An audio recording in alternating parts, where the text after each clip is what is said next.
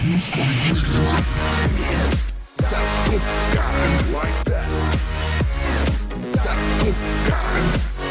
here, right now. Like that.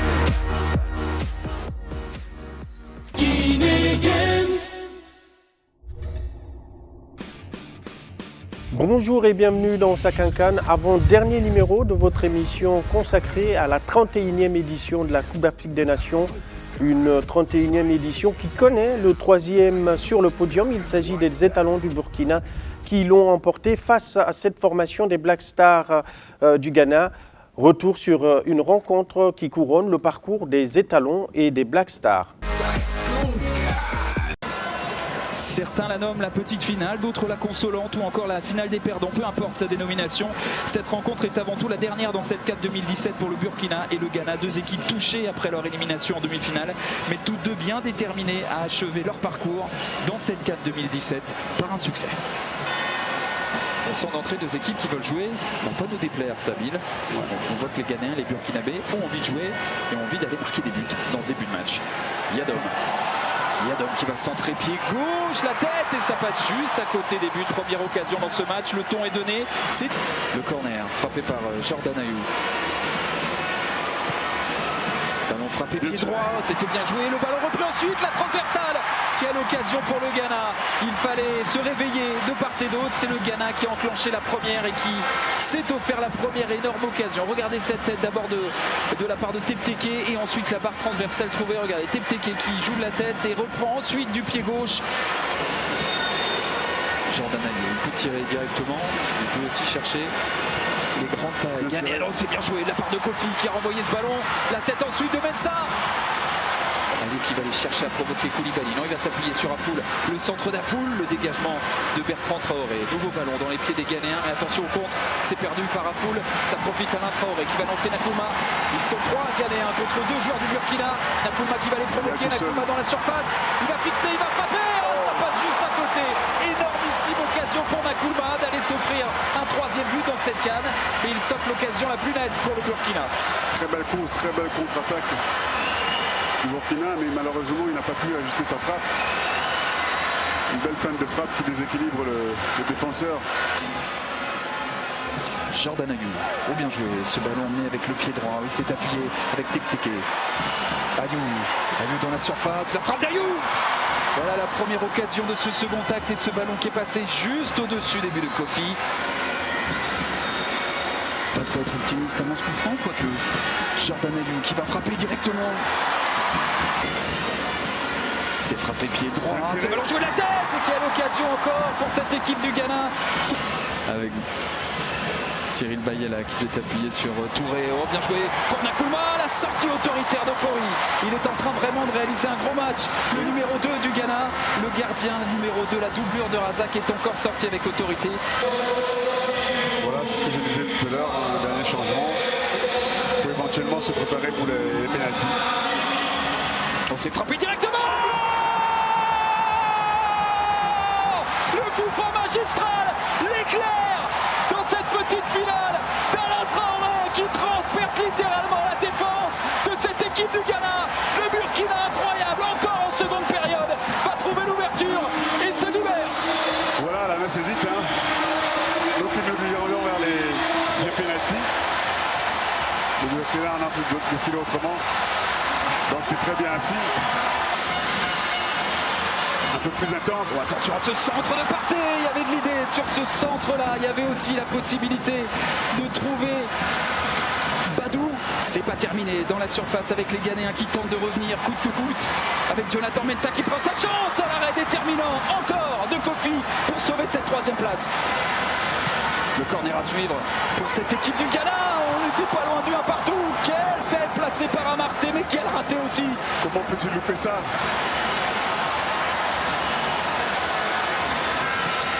Oui, 3 défaites pour une équipe comme ça fait beaucoup et voilà, c'est terminé. Et la joie des Burkinabés qui pour la première fois de leur histoire finissent troisième d'une CAN grâce à un coup franc sublimissime d'Alain Traoré dans les derniers instants. Le Burkina s'offre une place sur le podium. Le Ghana termine à la pire des places, la 4e. Certes, cette petite finale, elle est avant tout symbolique, mais le Burkina est allé aller chercher cette 3e place. Le Ghana a disputé sa 5e petite finale, n'est parvenu qu'une seule fois à s'imposer. Et bien, pour la 5e fois, le Ghana reste au pied du podium. Victoire du Burkina sur un but d'Alain Traoré, un but exceptionnel que nous vous proposons sans commentaire.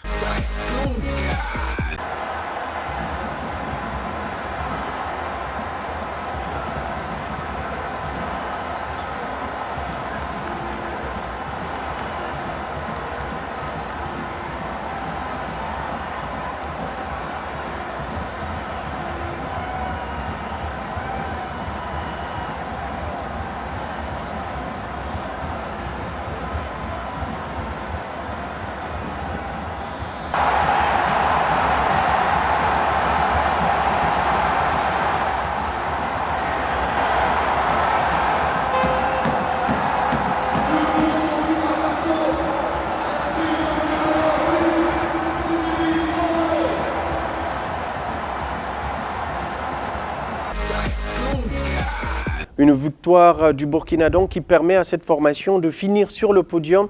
Je vous le rappelle, l'équipe du Burkina était finaliste lors de la CAN 2013 du côté de l'Afrique du Sud. Et donc retour sur le podium pour cette formation pour cette 31e édition.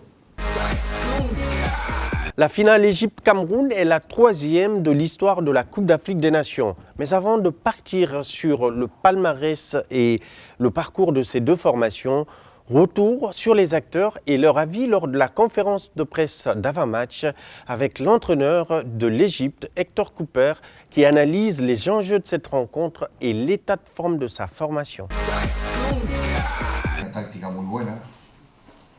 Le problème avec notre équipe, c'est que nous avons beaucoup de joueurs blessés et nos joueurs éprouvent également beaucoup de fatigue parce que nous avons joué avec très peu de jours d'intervalle entre les matchs.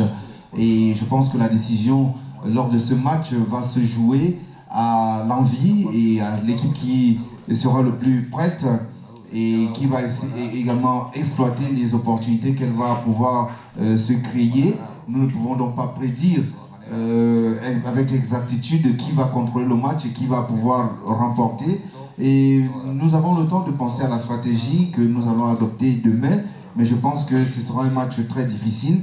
Nous avons espoir simplement que la stratégie que nous allons adopter pourra nous être utile pour remporter le match demain. Autre voix côté égyptienne, la légende Hichem El Hadari ambitionne toujours de glaner des titres. À 44 ans, son appétit de trophée ne faiblit point. C'est vrai, après nous avons échoué à se qualifier pour les 3 dernières éditions. Aujourd'hui, nous sommes en finale. Mais pour notre retour, nous avions à cœur de faire une très bonne impression, même si nous n'étions pas sûrs de pouvoir arriver en finale, mais nous avions espoir de bien y figurer. Alors petit à petit, l'appétit venant en mangeant, nous nous sommes retrouvés à revoir nos objectifs à la hausse et nous sommes aujourd'hui en finale. Maintenant, l'objectif que nous avons, un seul objectif, c'est de remporter cette finale. Côté camerounais, le Belge Hugo Broos s'est reposé sur une formation dont la préparation fut idéale. Mais je pense qu'on a fait une très bonne préparation avant la CAN. On a été quelques jours au Guinée équatoriale où on a très bien travaillé. On a bien dosé les choses, donc on ne l'a pas fait comme ça. Je pense qu'avant, avec le préparateur physique, on a fait un programme et on l'a suivi jusqu'au bout. Et aujourd'hui, vous voyez quand même qu'au plan physique, le Cameroun est très bon, mais je ne dirais pas que ça c'est notre seul atout. C'est un atout, évidemment, mais on a encore d'autres atouts et on aura besoin demain dans le match contre l'Égypte. Le technicien belge répond au passage aux journalistes camerounais qui n'ont pas beaucoup cru en sa formation avant le début de cette compétition. J'ai demandé à certains moments à la presse que critiquer, c'est leur job. Un journaliste doit être critique, certainement, mais il faut rester correct. Et la correction n'était pas toujours là. Donc les raisons, premièrement, ça c'est quelque chose que j'ai quand même remarqué, qu'il y avait une grande impatience dans ce pays. Une impatience vers les journées de la gloire. Le Cameroun a toujours été le pays phare dans l'Afrique au niveau du football et les dernières années, ça a chaque année diminué. Donc il voulait de nouveau avoir cette grande équipe d'il y a 15 ans, mais tu ne fais pas ça sur un jour. Donc parfois il faut un peu de patience, et parfois il faut un échec pour progresser. Donc ça c'est la première chose. Deuxièmement, ils n'ont jamais, au début, ils n'ont jamais compris ma façon de travailler. Pour eux, c'était impossible que les joueurs du cadre, comme on appelle ça en chose au Cameroun, qu'ils n'étaient pas là ou qu'ils étaient sur le banc. Naturellement, chaque coach, il a besoin de résultats. Tu peux faire ce que tu veux, tu peux dire ce que tu veux. Si les résultats ne suivent pas, c'est fini. Donc maintenant, je pense que tout le monde a compris un petit peu comment je travaille et qu'est-ce que je veux atteindre avec cette équipe. Les résultats sont là. Quant au capitaine des Lions indomptables du Cameroun, il lance un double appel à son peuple qui traverse une crise identitaire avec des problèmes linguistiques au Cameroun, mais aussi il a écouté les conseils des anciens. Benjamin Moukandjo. Grâce au football, on se retrouve ici tous à célébrer cette fête-là.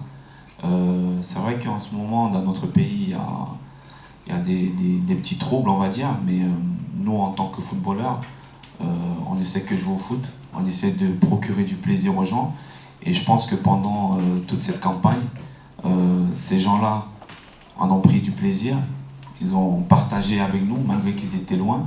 Bien évidemment, on souhaite que les tensions s'apaisent, mais vous savez, nous, on essaye bien évidemment de procurer du plaisir, c'est ce qu'on peut faire, en souhaitant que tout rentre dans l'ordre. Donc voilà, c'est un peu le petit message que je vais passer aujourd'hui, et on espère que demain, tout ce pays sera uni, sera solidaire à nous pousser vers la victoire. En ce qui concerne les anciens, ils sont avec nous depuis le début de cette CAN. On échange régulièrement, ils nous donnent des conseils bien évidemment, mais vous serez d'accord avec moi sur le fait qu'on peut vous donner tous les conseils du monde, mais si vous n'avez pas la volonté de l'appliquer, ça ne servira à rien. Égypte-Cameroun, c'est des chiffres et un parcours sur lequel revient Alpha Madi Touré pour sa CAN.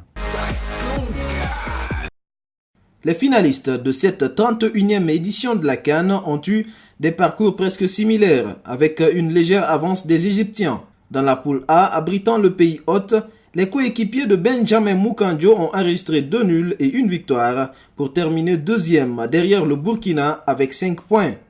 En quart de finale, ce fut un match intense pour les Camerounais qui ont réussi à éliminer au tir au but l'une des équipes favorites de la compétition, le Sénégal. En demi, un autre favori attendait le Cameroun, le Ghana des frères Ayou. Ngade et Bassogog ont donné l'avantage aux Lions indomptables, score final 2-0.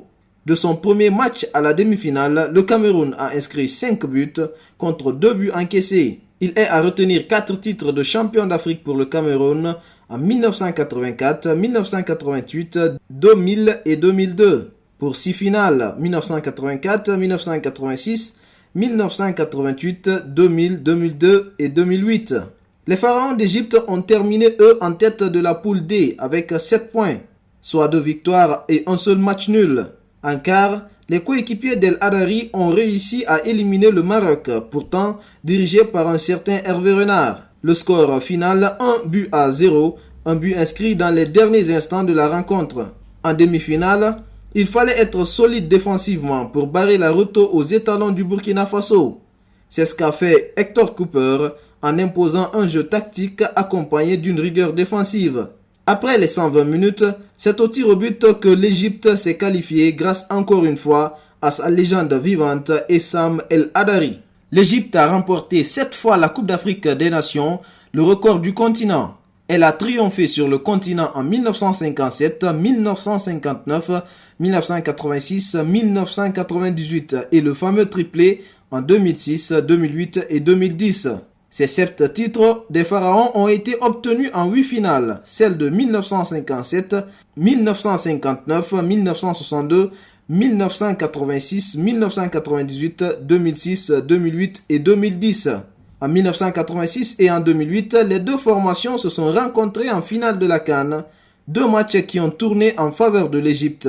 Le premier match s'est terminé sur un score nul vierge à l'issue du temps réglementaire. C'est au tir au but que les Égyptiens remportent la partie, 5 tirs réussis contre 4. Pour le deuxième choc, l'Égypte s'impose sur la plus petite des marques, 1-0. Une revanche se dessine donc à l'horizon pour le Cameroun, qui, depuis 2002, ne parvient pas à soulever le trophée de la 3e compétition mondiale de football, la Coupe d'Afrique des Nations.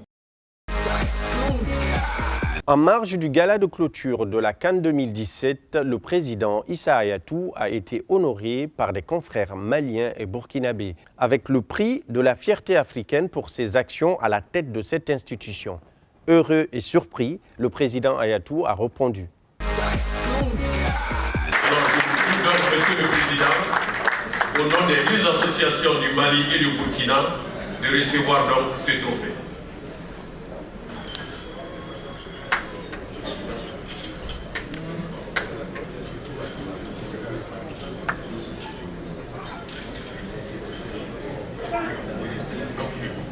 Aujourd'hui, ce trophée vous appartient. Vous allez le garder pour toute votre vie. Merci, Monsieur le Président, de recevoir ce trophée de la fierté africaine.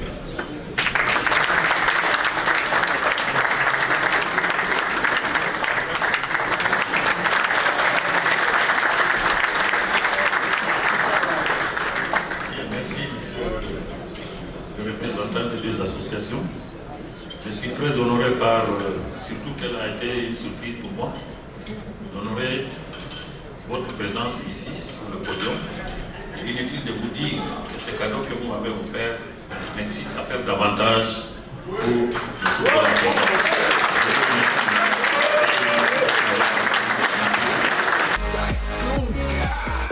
Autre distingué par les associations du Mali et du Burkina, il s'agit de notre compatriote Antonio Soiré, président de la Ligue de football professionnel et du COCAN 2023. Il a reçu le Nianga d'or pour ses actions pour le développement du football en Guinée et sur le continent. Antonio Soiré répond aux initiateurs. Ce trophée, il va aussi à l'honneur du football guinéen que je pense et que je souhaite que les années à venir sera au firmament du football mondial. C'est-à-dire que notre football sera présent dans toutes les compétitions africaines et internationales.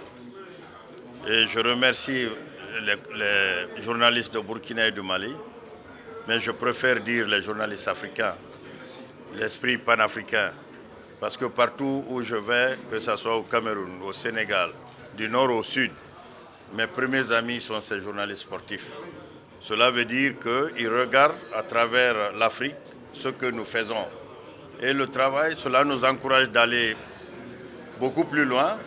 Et cela nous prouve aussi que ce que nous faisons jusqu'aujourd'hui, il y a du regardant, les gens regardent du nord au sud. Et ils reconnaissent aussi le travail fait. Et grâce à Dieu, et nous continuerons par toutes nos forces.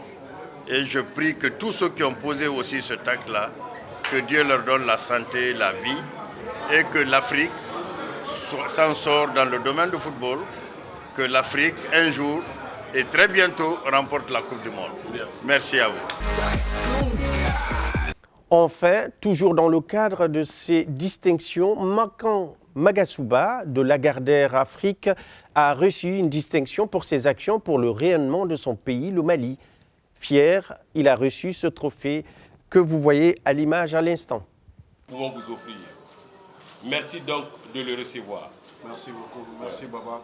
Merci à toi et merci à l'Union des journalistes sportifs du Mali. Dans quelques heures, les lampions de la 31e édition de la Coupe d'Afrique des Nations vont s'éteindre ici à Libreville. Mais dans quelques jours, du côté de Lusaka, va démarrer la Coupe d'Afrique des Nations des juniors. Notre reporter Tanu Diallo s'est intéressé à l'organisation de cette Coupe d'Afrique de cette catégorie avec le secrétaire général et membre du COCAN, Pongo Liwewe. À quelques jours de la CAN des moins de 20 ans, le pays hôte qui abrite sa toute première grande compétition continentale est quasiment prêt pour recevoir les 8 pays dont la Guinée engagée dans ce tournoi, à en croire un membre du comité d'organisation présent à Libreville pour la CAN de 2017. Nous avons eu 2 inspections de la CAF. La 3e visite qu'ils devaient effectuer après qu'on leur ait donné un update et un rapport, ils ont décidé que ce n'était pas nécessaire. Je pense que c'est une indication en termes de logistique, d'installation, d'hôtels, de stades, de terrains d'entraînement que la Zambie est 100% prête. La compétition sera disputée dans 2 stades différents, construits dans les 2 plus grandes villes du pays, situées à moins d'1 heure de vol l'une de l'autre. L'un des stades se trouve à Lusaka, le stade des héros, qui porte bien sûr le nom des héros qui sont décédés lors du crash d'avion ici au Gabon en 1993. C'est un stade de 50 000 places avec une belle pelouse et c'est le plus grand stade en Zambie. Le groupe B va jouer à Ndola, la 2e plus grande ville du pays, une ville agréable à vivre. Le stade a une capacité de 40 000 places avec une belle pelouse. Traditionnellement, c'est là que la Zambie jouait ses matchs avant la construction récente du stade des héros. Le piteux état des pelouses de la CAN 2017 au Gabon est à l'une des plus grosses déceptions du tournoi. La Zambie semble avoir pris toutes les dispositions nécessaires pour mettre à disposition 2 pelouses en parfait état. Elles sont agréables parce que beaucoup de travail a été fait sur elles. Notre saison de football commence en janvier et se termine en novembre. Et quand le championnat finit, nous fermons les stades. Nos équipes techniques ont fait un bon travail. Vous devez donc être sûr que ces pelouses seront parfaites pour jouer du beau football. Les Zambiens promettent une belle fête du football dans leur pays, même si la CAN des U20 n'est pas la plus grande compétition africaine. Le remplissage des stades étant un problème récurrent en Afrique, la Zambie promet de montrer une toute autre image, une image différente de celle qu'on a l'habitude de voir dans les autres stades du continent. Je pense que ça va être l'un des tournois des moins de 20 ans le plus excitant parce que la Zambie a une culture du football. La mentalité des fans est qu'ils aiment regarder le beau football, peu importe si c'est la Zambie qui joue ou le Sénégal contre un autre pays, le Cameroun ou la Guinée. Les fans aiment juste regarder du beau football. Vous devez être sûr que les stades seront pleins. En plus des stades qui sont prêts, la Zambie rassure aussi sur le plan sécuritaire.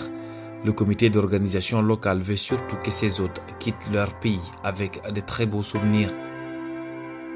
On n'a jamais eu des problèmes de sécurité avant. Les gens peuvent se promener librement à n'importe quelle heure la nuit. Je pense que ce sera un festival de football. Ce ne sera pas que du football, ce sera aussi un environnement dans lequel les gens peuvent célébrer, rencontrer d'autres personnes qui viennent d'autres pays, nouer des amitiés. C'est l'autre face du football qui est aussi importante que ce que l'on voit sur la pelouse. Cet élément sur la CAN U20 du côté de la Zambie met un terme à ce numéro de Sakankan avant le dernier numéro. Je vous le rappelle, puisque le dernier numéro va être consacré à cette finale qui va opposer l'Égypte au Cameroun, 2 formations historique de cette Coupe d'Afrique des Nations avec un palmarès assez fourni pour ces 2 formations. Du côté de Newscom et de toutes nos équipes, nos remerciements vers nos sponsors, surtout le sponsor leader Guinée Games, mais également PM Environ et les maisons de couture Yaimi, Gilles Touré et Saphir Création. Merci de nous avoir suivis et n'oubliez pas, vous pouvez retrouver toutes nos productions sur cette CAN, mais également d'autres productions sur la page Facebook Football Factory, radio et TV. Merci de votre aimable attention. À bientôt.